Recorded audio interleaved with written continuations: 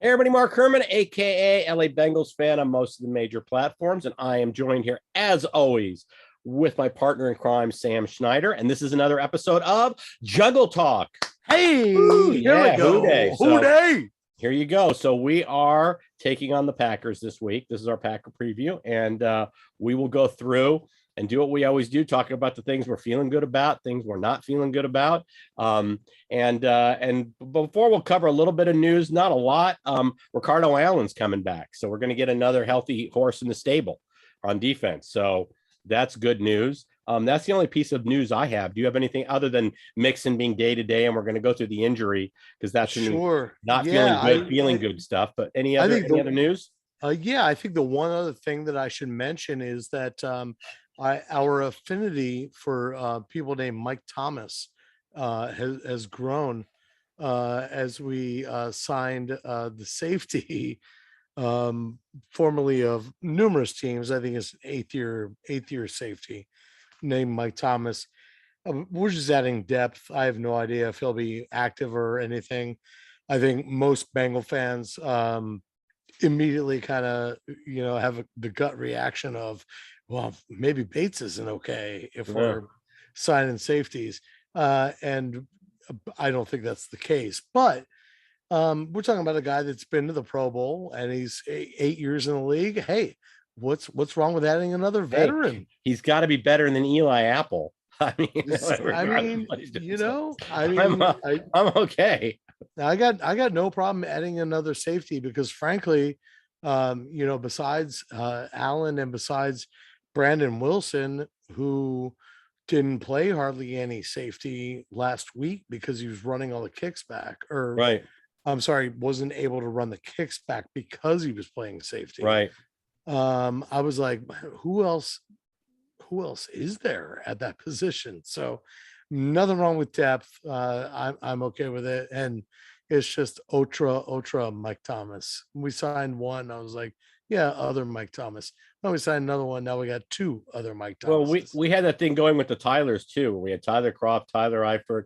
Seemed like if Oh guys were yeah. named Tyler, we go out and get them. So, Oh, um, we love that song. I mean, go back to the '90s. We had Rudy Johnson, Chad Johnson. Like we had all the and Johnsons Jeremy Johnson, who was the and Jeremy fullback. Johnson. Jeremy Yeah. Johnson. I have a photo Mhm. with Jeremy, Rudy, and Carson that signed it. And Yeah. I mean, so we had a lot of Johnsons. yeah, so that's okay. So, all right, well, let's jump into the stuff we're feeling good about, stuff we're not feeling good about. We always start with the negative, so we can end on a high note.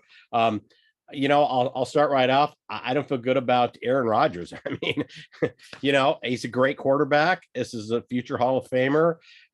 He's a very cerebral quarterback. You know, he can be a problem. If we don't pressure him, he's going to make us pay. He's going to put points up. There's no question. Sure. He laid his egg in the first week. I wish we had gotten that team, that lost, what was it, 28-3 or whatever, or some No, I ridiculous, think it was more like 30, whatever it 31 was. to We were 30. never in the game. I bet him second half and lost money. So I remember that vividly. That egg they laid week one, but Aaron Rodgers troubles me, and I'll even take this a step further. Davante Adams, that connection, and Aaron Jones, this offense is going to move the ball. I mean, we had problems with Robinson last week. Right. So if you think we're Yeah, gonna, well, and frankly, we had problems, and I know that that Jacksonville on offense, they were running a lot of option plays, which in the NFL most defenses are not used to because that usually is just a college thing. But man, they threw us a couple wrinkles with Trevor Lawrence, and we were like, "Whoa, what do we do? We have no idea how to handle this." if it's one thing we know this week, we will not be seeing the dose of RPOs that we had last week, because Definitely they are not. not going to let Aaron Rodgers get hit like that. So No, it's just not going to happen. But Aaron I Rodgers agree. can hurt us with his arm where Trevor Lawrence can't, or it doesn't have as I good an agree. ability to do that. And So and I think the actual score of that game, I believe it was 38-3 that yeah, the Saints beat the Packers in week one. And ever since then, Vegas has gotten the Packers spread wrong over and over and over again. which, I'll address later when we're actually making our picks. But, um, the Packers are, I mean, how do you count this guy out? How do you Huh. count Aaron Jones out? How do you count Davante Adams out? And I know that we're going to talk about injuries. Just the fact that Awuzie and Trey Waynes, just the fact their names even appear on the injury report worries me a little bit, Right. when you're talking about, I don't care who Davante Adams is lined up on, he can beat both of them, and Aaron Rodgers can beat both of them. So, yeah, I'm with you. How can you not be concerned, about a guy that has in the past led an offense that hums? Right. Well, and this is one of the other thing I have down here is this is one of their more balanced offenses right now. They're not as reliant on passing. It's a more balanced attack right now. Now, we played very well against Montgomery and Dalvin Cook, but those teams didn't have an Aaron Rodgers. So Yeah, and I mean Aaron Jones, I believe it was against San Francisco. I can't remember for sure.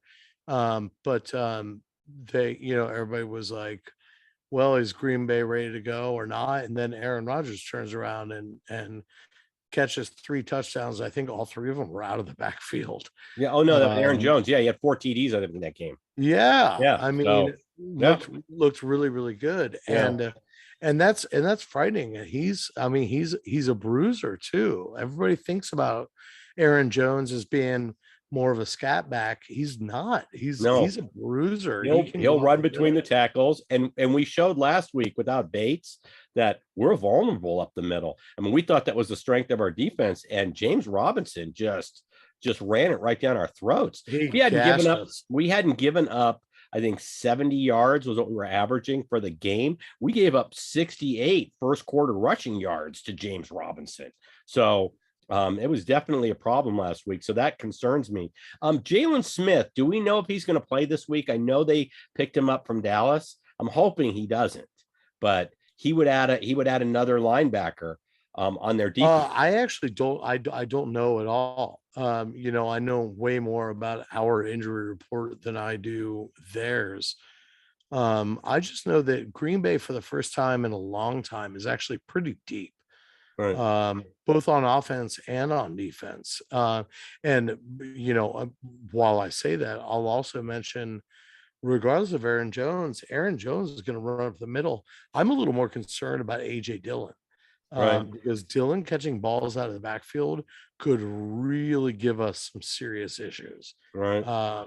He's scary out of there, and I hate to squirrel away and talk about something else, but I guess we're talking about the running backs anyway, and that concerns me. The running backs from Green Bay worry me almost as much as Aaron Rodgers does. Yeah.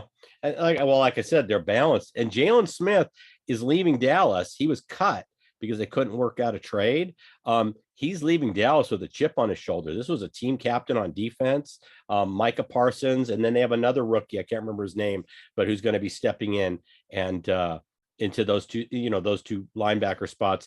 But Jalen Smith is coming up, so I want him to emerge, after this week and give our Sure. division rivals who have to play Green Bay. We still have Of course. Cleveland has to play them and Baltimore has to play them. That's when I want to see Jalen Smith make his impact, not this week. Wednesday, they were talking contracts. So I don't know if he actually plays this week. Let's hope he doesn't, because like I said, he's a bruiser on defense. So Yeah,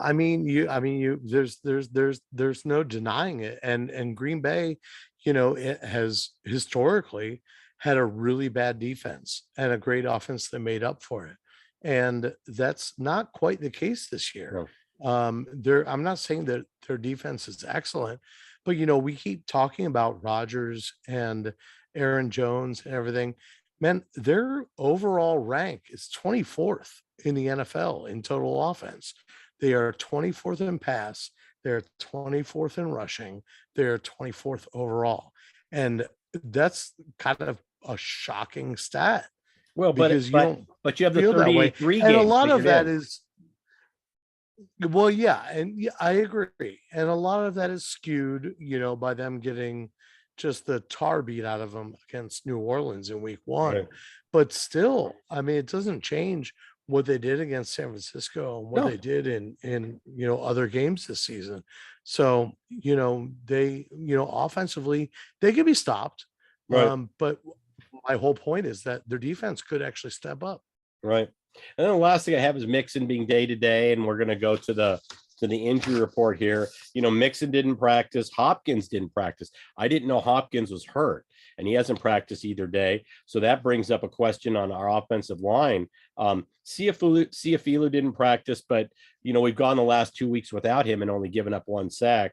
And Deontay Smith didn't practice.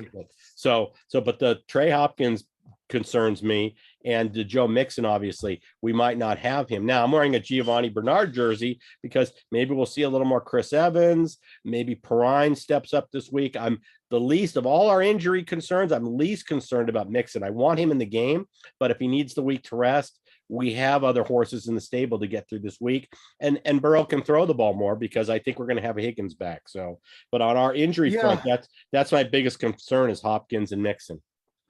Yeah, I agree with that. And actually, I'll use what you mentioned about Mixon. I'll use that as my concern. My concern is our running game, but I don't mean the ability to run the ball. I mean the ability at all to block. Because the fact that we've trusted Mixon, who is not a good blocker in pass protection, he's not good. The fact that he still ranks above Perrine and Captain America in pass protection really concerns me. So if he's not even out there, I'm like, man, we're even taking a step back in that department as far as chip blocks and protecting Joey B. So this is a really big game. And it also concerns me a little bit because I'm also afraid that we're going to revert back to what we did in a lot of games last season, where, we only ran Joe, 14 times in a game. He had 14 carries for 60 yards, something like that. Right. When we know that that's the strength of our game, when we know that we need that in order to open up our passing. I'm afraid that Zach Taylor is going to abandon the run if he doesn't have Joe Mixon available. I hope I'm wrong. I hope I'm wrong. If it's Samaje, if it's Chris Evans, if it's a combination of both, I hope that we still are feeding the ball to our running backs, because Green Bay is susceptible to the run. We can absolutely run on them. So we need to not ignore that fact and still, play into that strength of ours. And our offensive line thus far this season has been, one of the biggest strengths has been our ability to run the ball. Yeah. Well, we ran the ball effectively, especially the last 2 weeks a lot. I mean, think about it. In the Jacksonville game, we got the ball back in the fourth quarter with 6 minutes left, and we never gave the ball up. Yeah. And I want to point out, we never had to go for it on fourth down. We converted seconds and thirds into first downs. We never had a 4th and 2 where it was like, Bengals need to score this to keep the drive going. We didn't have that. And we need to have that kind of, and that was due to the running game and some clutch passing by Joey B. But that's, it's also funny that you mentioned that, actually, because Green Bay, they've converted almost 50% of their third downs. They're 20 of 45. And that's actually a pretty good number. Yeah. And as a Bengals fan, you feel like we don't convert anything on third down, and yet we're 20 of 41. That's a pretty telling stat. And I think it's one that most Bengal fans would be really surprised by, to know that we're sitting at about 50% on third down conversions. I think that's an opportunity for us this game. If we're going to beat Green Bay, it's going to be because we're going to convert on third. It's not going to be because, always it'll be because you convert on second, obviously. But, when the thirds come up, you need to be able to cash in. Got to be able to cash in. And I like our chances of doing that. Yeah. Well, you can convert third downs. You keep Aaron Rodgers on the sideline. So that's Of it. course. So, I mean, that's the key to this game, and we'll get into that with the good. Do you have any other bads in terms of? No, because I'm at this point, I'm kind of mixing them up. I mean, All I'm right. kind of mixing in All some right. of my good with some of my bad. So I'm sorry for that. No worries. Well, Yeah. let's jump into the goods. We talked about this a little bit. Bates full practice both days.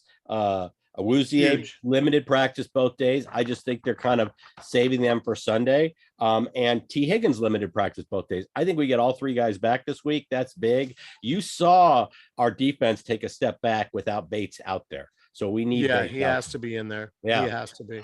So, matter of fact, And there were that's- different and that's articles written about especially- how we needed to extend him. I mean, he showed his importance to our defense. The one game he misses, and all of a sudden we're getting gashed by one of the lesser teams in the league.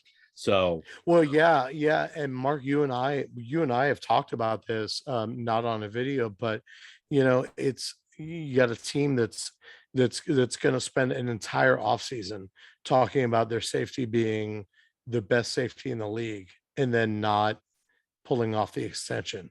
yeah. That hurts. And it's so Bengals. I'm not trying to be the down on Bengals fan, but you can't just sit there and say this guy's the best safety in the league and then not go out and do something about it. Right.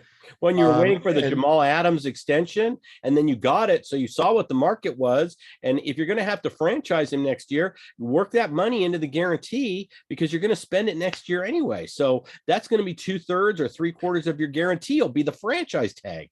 So you can guarantee him 30 million Right. or whatever he needs, because you're going to wind up paying him 20 million for 1 year at the rate we're going. And we have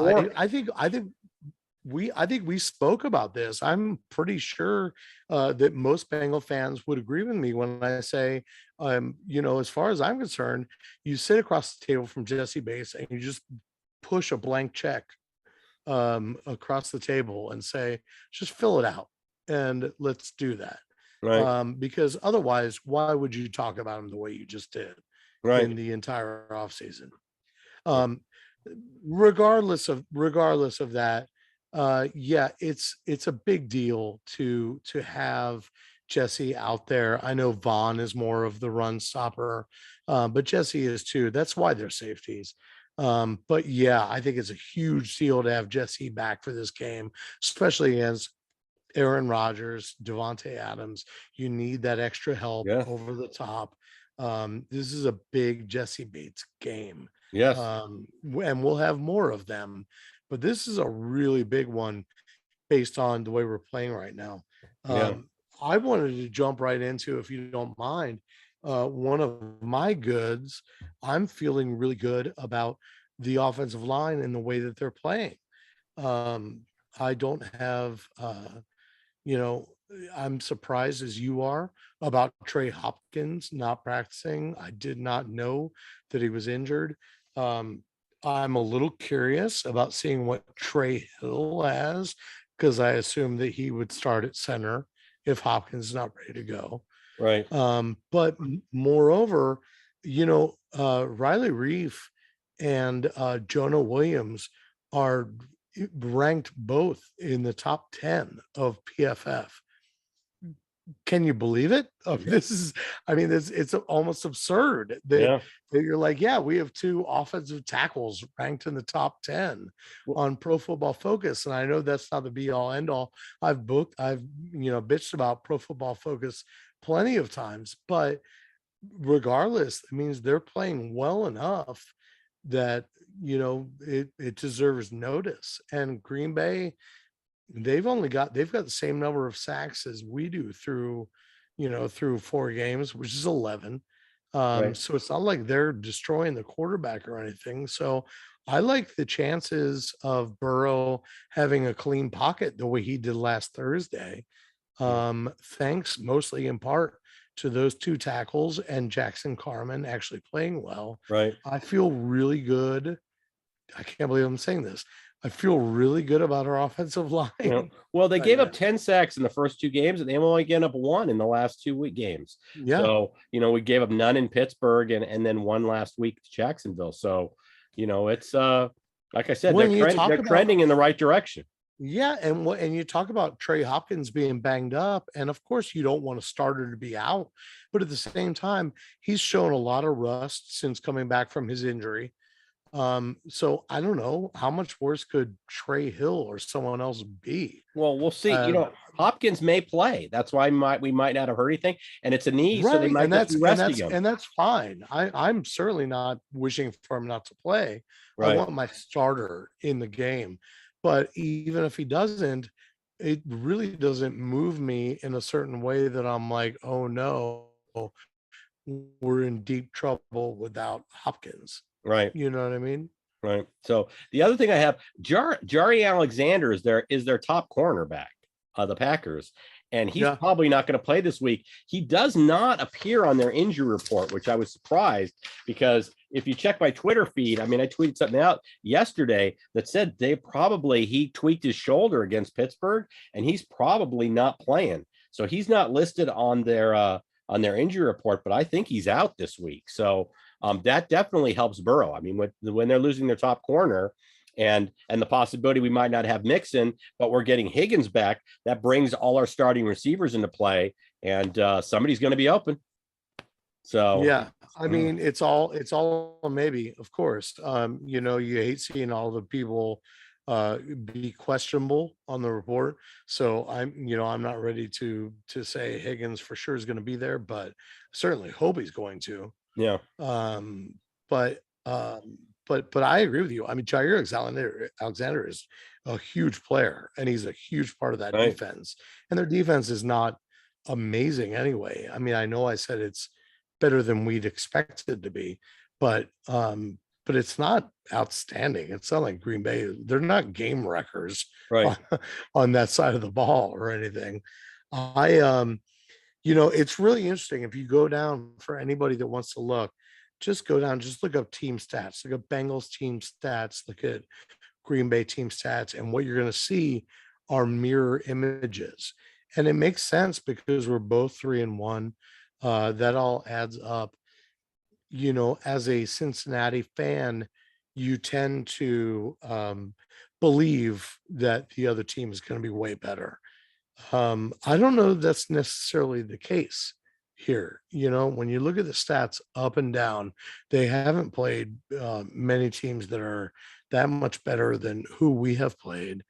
So I picked this game a different way, but I will say that not only is this a game that the Bengals can win, but I think it's going to be a lot closer than a lot of defeatist Bengal fans would normally think. right. Well, the other three things I have are pretty simple in terms of the positive, and it's number one, this game's in the jungle. Number two, they've had extra time to prepare. We're coming off of our mini bye, and this team's confident. I mean, they're coming in with some swagger. They're coming in feeling good about the second half of their game last week.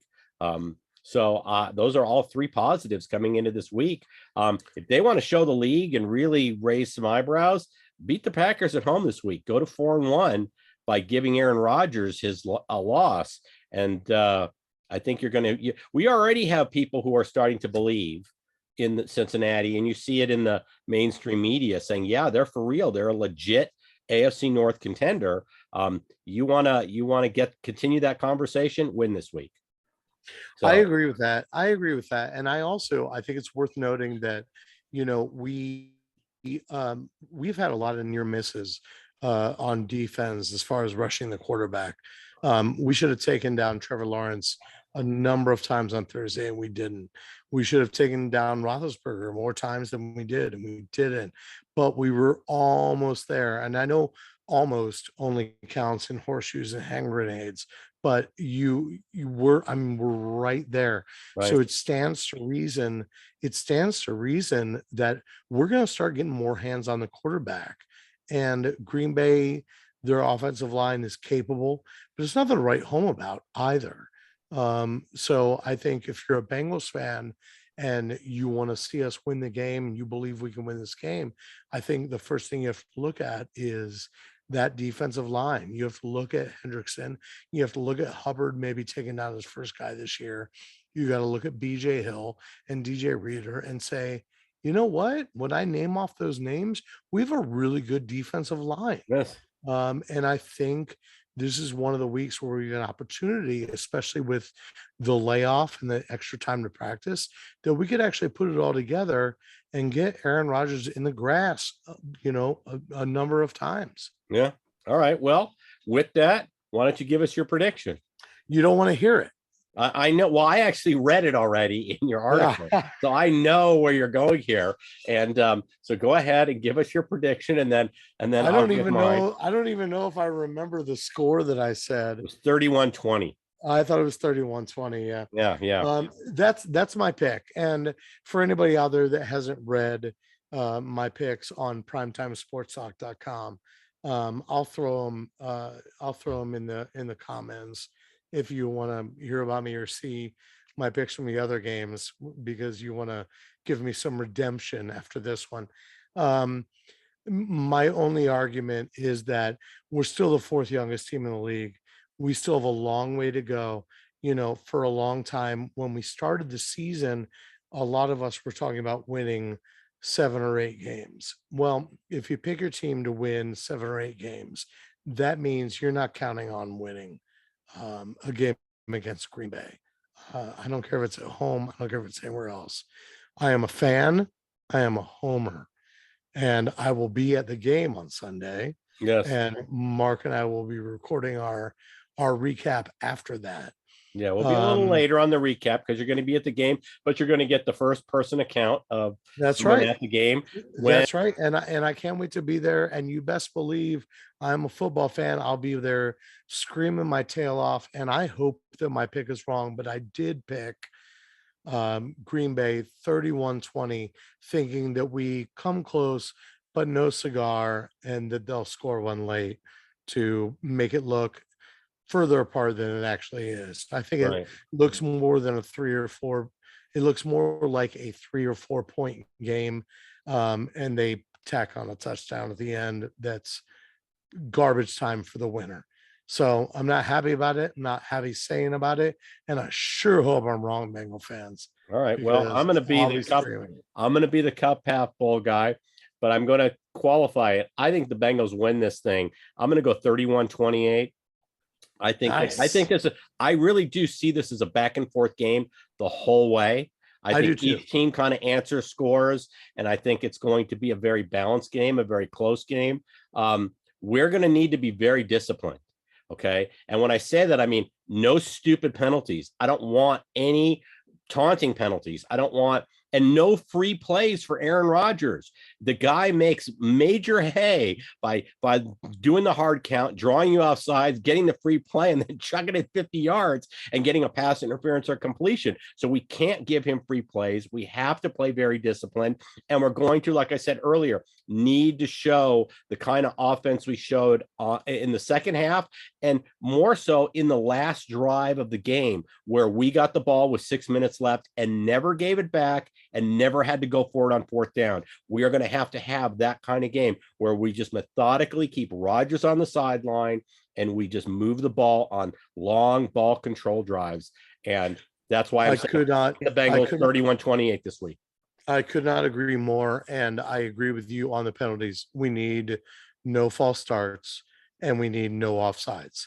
Right. It's going to be in the trenches. We cannot jump off. And, Aaron Rodgers is really good at pulling people off. Yeah. So we need to, like you said, remain disciplined, and we got him. Yeah. Not only does he get the 5 yards, he gets a big play off the 5 yards. Yeah. He gets the free play and he chucks it. Yeah. I hope my prediction is completely wrong. I'm with you. I like your prediction better than mine. All right. Well, we'll see what happens. I hope I'm right. I hope you're wrong. You'll be at the game. So, and I know, like I said, we tell it like we feel it's going to be, but obviously we both want the Bengals. We want the Bengals to succeed. And this is a week where we could just add to the positive narrative that's been going. 100%. So, all right. Like I said, or like Sam said, he's going to be at the game. So we're going to be recording our recap when he's back. So it'll be later in the evening, East Coast time. It'll be later in the evening once you're back. But we love having you at the game. Tell Hey, them Mark, I have a question for you. Is there any way that people can continue to find our content on YouTube? Hit that subscribe button, baby. Just Oh, right there in the little, hit the, and if you want the alerts, hit the little bell too. So, and get those alerts. Do we ask for money for that? No money. Just you get the premium content. This is the max package, and all we ask is that you subscribe. So please support the channel by subscribing. And before we forget, tell them where they can find all your stuff, Sam. Absolutely. You can find me. I write for Primetime Sports Talk, primetimesportstalk.com. I am on Twitter at Buy and Sell You. Mark is on Twitter at LA Bengals Fan. You can also find Primetime Sports Talk at Talk Primetime. And I'll put my picks for this week in the comments. Definitely put that link in. There's 2 other people that put in their score predictions, and not everybody. One of them has the game, I think 31-30 Packers, and then one of them has, like I have, a very close Bengal winning. So I think not all, and you cover all the games, so you can read about any of the other games you want to look at. So I cover every games, and I mentioned some spreads, and I also, for prime time, every Sunday morning around 10 a.m. I have a pick against the spread for any of you gamblers out there. I usually put through my favorite 3 picks up. So I'll try to post that in the comments on Sunday morning. Okay. But I team appreciate it. Parlays is 6-1, guys. So you got to like that. Let's do it. Let's do it. So, all right. Well, with that, we will catch you after the game. I'm going to say, hoo day, everybody. Hoo day. All right. And let's win this week. Take care, everybody.